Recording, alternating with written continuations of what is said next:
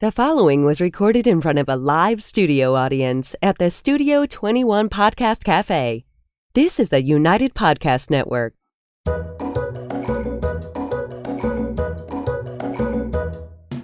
Welcome to the Quirky Dog Podcast, inspired by some of the quirkiest dogs you can ever imagine and the owners who love them.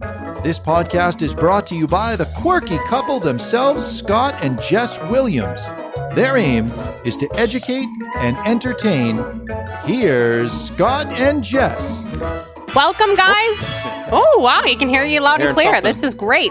All right. We have an exciting episode in store. We've mentioned this before on our podcast a little bit about the SensorPush product that we really believe in. But today we have a representative from SensorPush with us named Jonathan Cousins. So we're super excited about that. But first, we're going to start with the quirky tip of the day. My pig handler's on it. And the quirky tip of the day is SensorPush. Yes. And guys, we're doing something really cool on this episode, and I'll get to the details a little bit later, but we're doing a comment, like, and share with this episode exclusively. So for 2 weeks, you're going to have the ability to comment on this episode, like it, and share it. And this is for our Facebook watchers and listeners only. So if you're listening on, Spotify or Apple or something, that's awesome. But head on over to the Canine Healing Facebook page.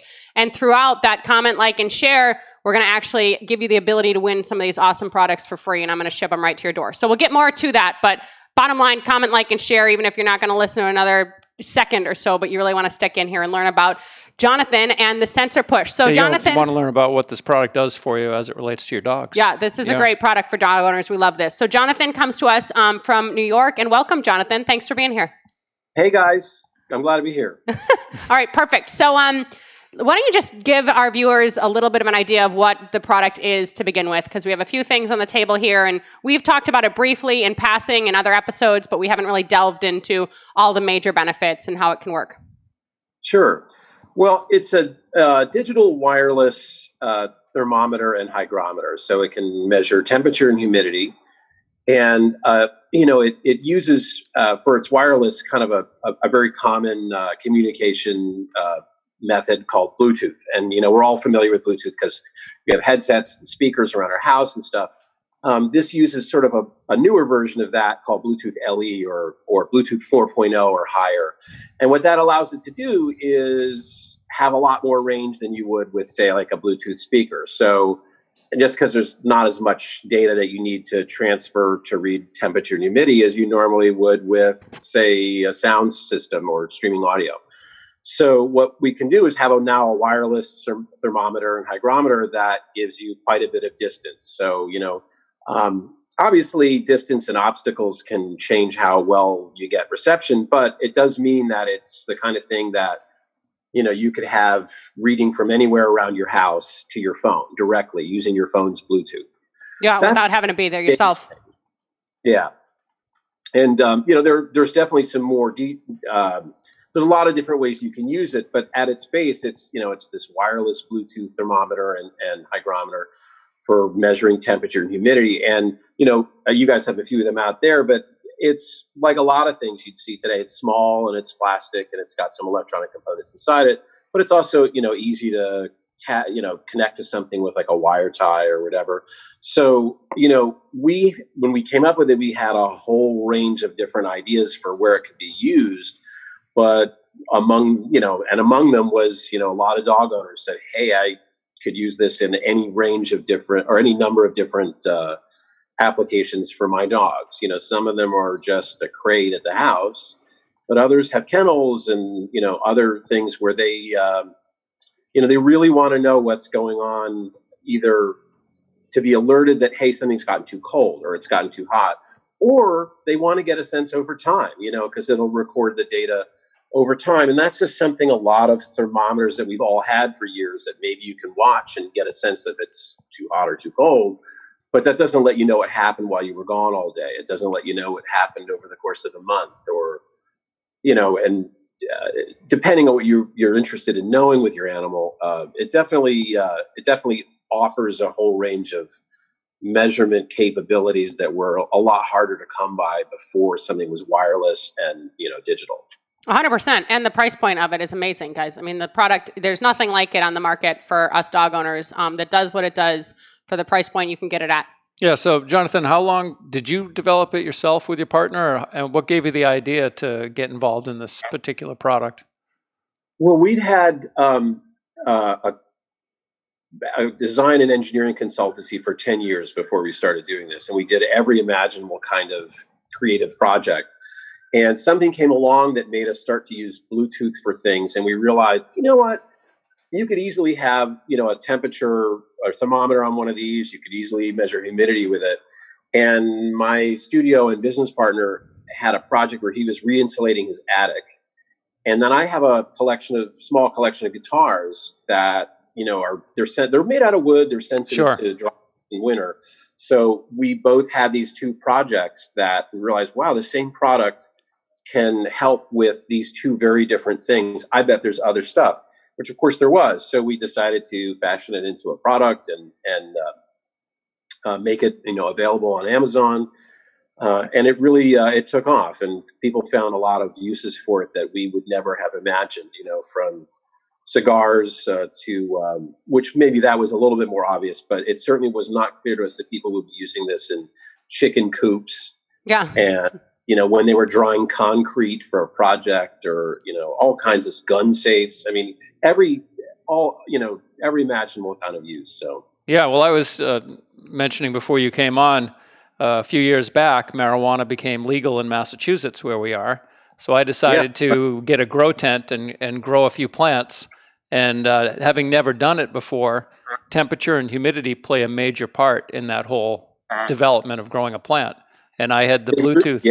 I had SensorPush in there, and it was great because humidity was even a bigger issue than the heat, because you're watering them and it's evaporating all the time, and you don't want this buildup of humidity. So it was really helpful to me to be able to monitor that stuff, Oh, I do, very much so. In fact, it is a large community that we hear from all the time for, very much that scenario. It's not some large, although sometimes it is a large operation who wants to outfit their stuff with gear. Lots of times it's someone with one grow tent or one, something not any larger really than a dog crate for a big dog, Sure. I mean, so it's not a surprise. I've definitely heard that from a number of people. We had to buy SensorPush for each tent. So then, because we already had a SensorPush in each kennel room, and we just had SensorPushes everywhere, the labeling of SensorPushes at that time was very important. And that was our main use of the product, is when we had our import person board and train kennel, we would have, if you have 10 dogs in a room or whatever, and it's 100 degrees, if that air conditioner goes out, you don't have a lot of time, so we would have each individual SensorPush in all the different dog rooms. And if we went out to lunch or something, we had another product that you carry in addition to the SensorPush to make sure our phones would alert us. And I mean, there was just nothing that would keep our peace of mind at bay any more than the SensorPush. And we just have used it religiously for years and years and years. So can you explain to us a little bit about the difference between the SensorPush that we're all holding up and then this larger thing that I also have that's the gateway? Yeah, and I'm really perfect timing on that, because I was about to bring that up too. This product is the HT1, so it's humidity temperature one. It's the product that you could use either by itself or just to do work with Bluetooth in your phone, or the other product, which is the G1 Wi-Fi gateway. And what that acts as is like a hub that'll relay the data from the sensor to the internet. So, if you just want to use the sensor, if you just want to monitor things around your house, this thing works great for just that. But once you leave, it would cut off, because it's like any Bluetooth. It's just only going to go so far. So the G1 Wi-Fi hub will kind of take the place of your phone. It'll stay in the house, or it'll stay in your boat or your van or whatever it is, wherever you barn, wherever you have it. And it will know, I need to, listen for the signals and read the temperature and humidity for whatever sensors are on your account, and then send them to your phone. So if you set an alert, like, I want to know if it goes above 85 degrees, the sensors read every minute. The gateway picks them up on that same roughly every minute. And if it sees that it's gone above or below some setting that you want to know about, ping it. It'll send you a push notification. And the cool thing is, actually, is, for example, you both may want to monitor that same account, those same dog crates, or the same collect, whatever you want to, you're monitoring, but you both may want to do it. You can both log in onto your separate devices simultaneously and both get alerts. Yeah. It's not like one person has the account and they've got it on their phone and that's it. You could have, 4 or 5 people monitoring. And that's big for like small businesses. Like we actually have a lot of vet clinics. Sure. Yeah. Where the techs can all have it and stuff. Yeah. Exactly. Right. And so, and sometimes they'll have mobile units and their vans will have it, and the vans come and go and they come in contact with the gateway periodically, and everyone knows about their medications and their freezers or whatever. But yeah, it definitely, the gateway makes a big difference. You don't need like one gateway to one sensor. The relationship is, usually that someone has, they have one sensor or 2 sensors or 3 sensors with one gateway. You would only need additional gateways if you had a larger area that you were monitoring. Yeah. Right. And the Bluetooth, I think it still records the information though, right? If I remember correctly, even though you don't have, Yeah. So that's the thing, guys. If you're going to be away from the house and you're going to be needing to know what the temperature is at home while you're away from the home, if it's a warm day or a cold day or something else, this gateway is important because you need it to run through Wi-Fi. And what's happened with this podcast, which is super cool, and I'm super gracious of Jonathan for this, is he's actually sent us a brand new SensorPush and a brand new gateway. So when this episode airs for the next 2 weeks, you guys have the ability to go on that Facebook link that you always get through our Canine Healing page, comment, like, and share this episode. And then 2 weeks later, on our April 1st podcast, we're going to announce that winner. And I specifically am going to ship both products right to your door. So your dog's going to be all set up, no matter if you just need the Bluetooth capability or if you want the Wi-Fi capability. And we used just Bluetooth for a really long time. And even when Scott was growing, it was funny because we could, from our bedroom to our barn, he could like hold the phone up and the Bluetooth would still reach. He didn't get to steal the gateway, even though he stole a bunch of sensor pushes. But the gateway at the kennel was still very useful for the times that we weren't there and everything else. And as much as it seems like, oh, it doesn't necessarily matter, it's a great product for if you're out and you're having lunch with, your spouse or whatever, and it's that in-between time between spring and summer, and the policeman shows up, oh, there's a dog in the car. You can walk out, hold your phone up and say, yeah, and it was 57 degrees in the car. I have something here monitoring it, and it's connecting through Bluetooth, and the dog's fine. So everybody can just simmer down. Yeah, with the car and the restaurants, we relied on the Bluetooth. So we'd park the car as close as we could to the restaurant, get a window seat so that we could make sure that the Bluetooth was working. And it did more often than not. Yeah, but the gateway was a game changer for us. And as Jonathan mentioned, you can have more than one user on there to see the gateway at the same time. So for different employees, if both spouses want to see it and everything else. And the humidity isn't as big of a deal for dog owners normally. The cigar humidors obviously are a bigger deal, and the marijuana grow tents, the humidity is important. But this temperature stuff, I mean, it can happen in a matter of 10 minutes in a car where, it's a little bit warm out, and people don't realize how quickly dogs can get hot and how quickly they can overheat and everything else. So it's definitely been a lifesaver and a peace of mind for us, because one fuse goes out with air conditioners, we need to scoot back and get back there within 5 to 10 minutes to get everything up and running again. In fact, a really good, let me add one thing to that, if the gateway loses connection to the internet, it has its own capability of sending you an alert as well. So it is obviously the alert of the high and the low, but in other words, if your power goes out or if your internet service gets cut off or whatever for more than an hour, it's going to tell you, hey, listen, we better weren't get on it. Yeah. We know we haven't heard from it. So that's really useful in a scenario where you're going to be gone for, a while, and you don't necessarily look at your phone all the time, or you don't necessarily even, some people don't even have the alerts on, but at least you'll know that, hey, we've lost connectivity. Yeah, there's disconnect. Yeah, and that's the thing. So this connects to a phone. You have an app on your phone, and then those alerts, like we were saying, go right to the phone. And it's a pretty user-friendly connection. A lot of times people think, well, I'm not techie enough, and it's pretty hard. Like literally this thing just travels around the app. The app moves a little bit, and you just connect it through the phone and a little bit of movement, and then you're all paired and you're all synced for life. So it's really convenient. If you can't do it, I'm sure one of your children can do it for you.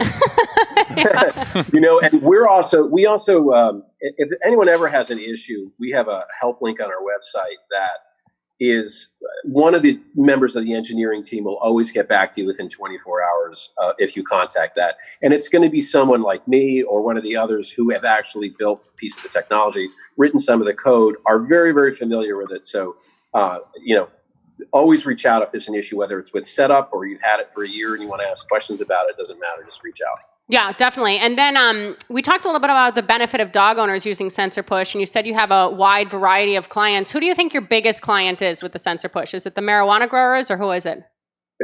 Honestly, there isn't a majority customer. It's not like, hey, we get our 51% of our business from one area.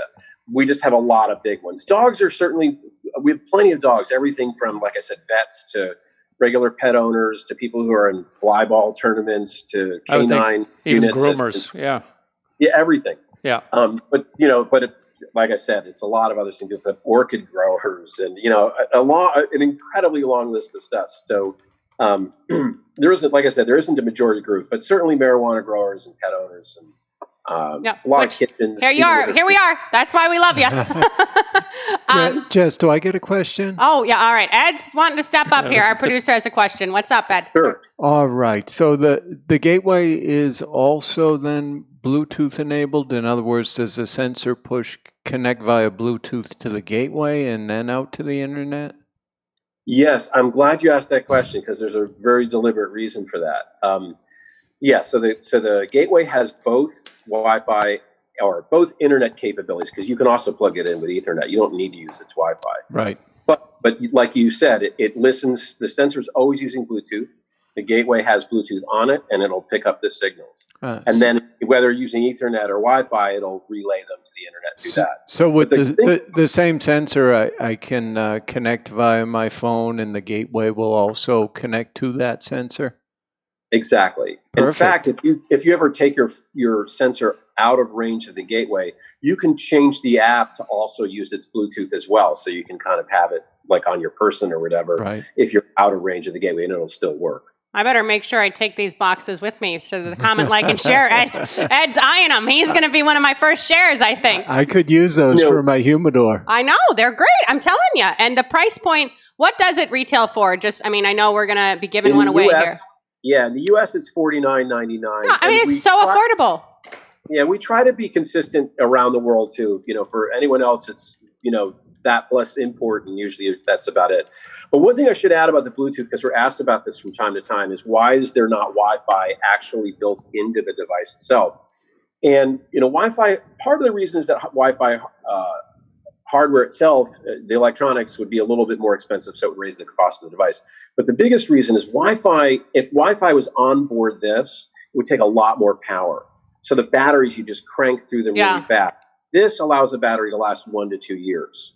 Yeah. So, in fact, in some of the other things that we've been sort of researching with new prototypes and stuff, we'll probably have batteries last longer than that even. Yeah, I've replaced the batteries in ours at least once, probably twice. So they do last a long time. It's nice that you can actually replace them. It's not you the don't type just of have thing to buy another one. Yeah. And then that was just the SensorPush. So that retails for under $50. And then what is the gateway? It was over 100, I think, right? Yeah, it's right at 100. It's $99.95. Yeah, but there's not a monthly fee, so it's a one-time. All of the cloud service stuff is included in that purchase price, so there's not like a recurring payment or anything like that for the gateway. And so on the batteries, these are nice, easy ones to find, like a 2032 or something. Just a flat watch battery type thing. Yeah, slides right in there. They're not often in brick and mortar stores. You would want to get them online, and there's a lot of good places where you can get them. Like one of the places we recommend is an electronics company called DigiKey, and there's another one called Mouser Electronics, and they're great because they're always going to have fresh batteries. It's a CR2477 coin cell battery, so again, if you try to go to CVS, they're probably not going to have it.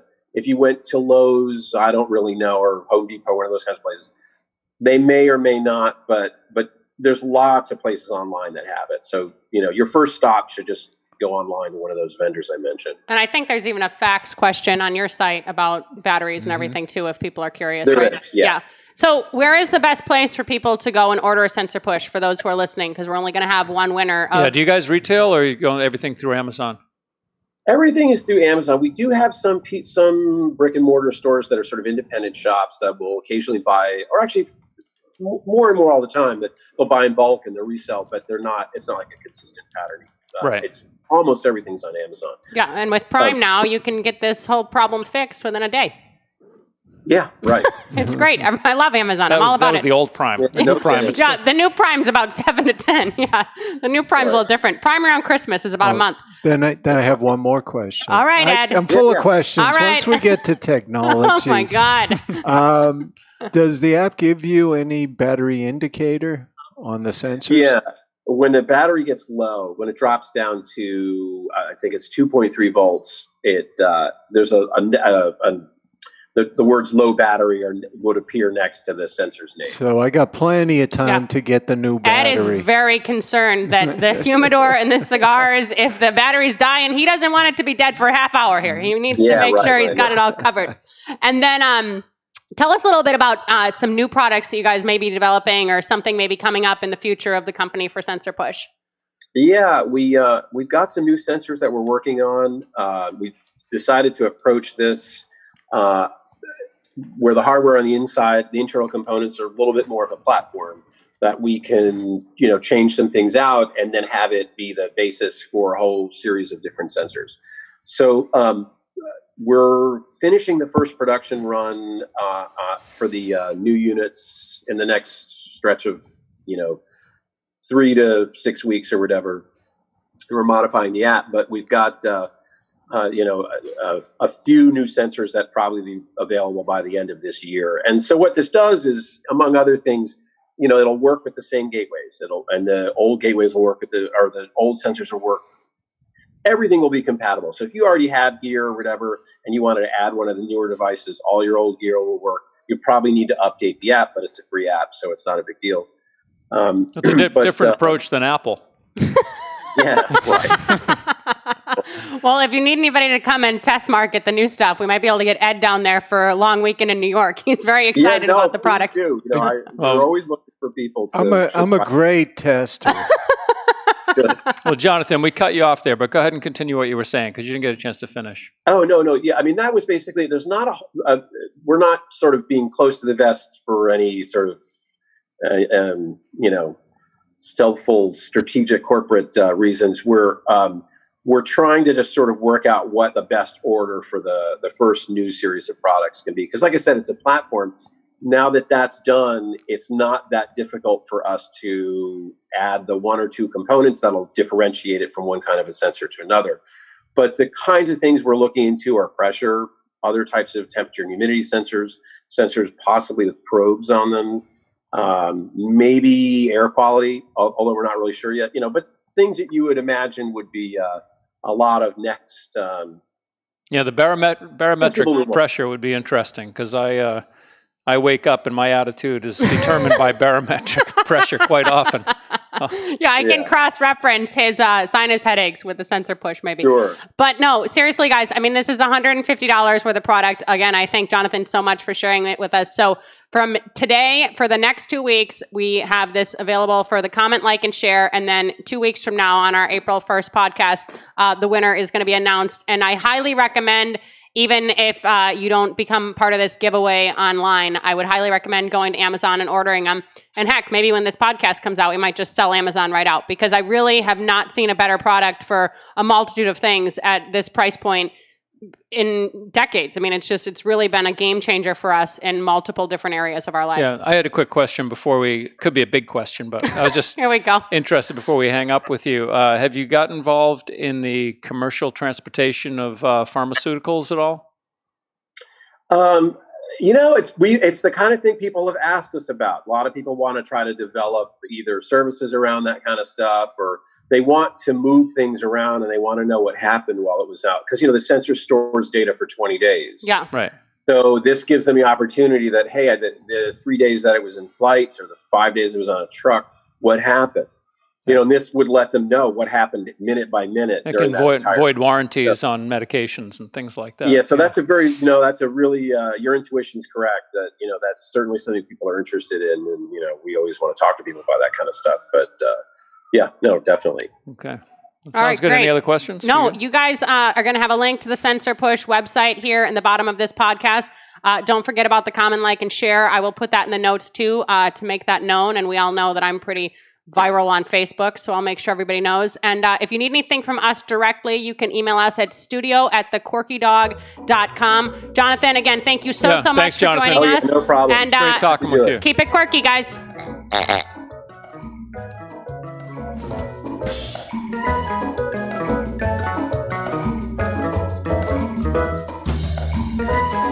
Does your dog seem anxious?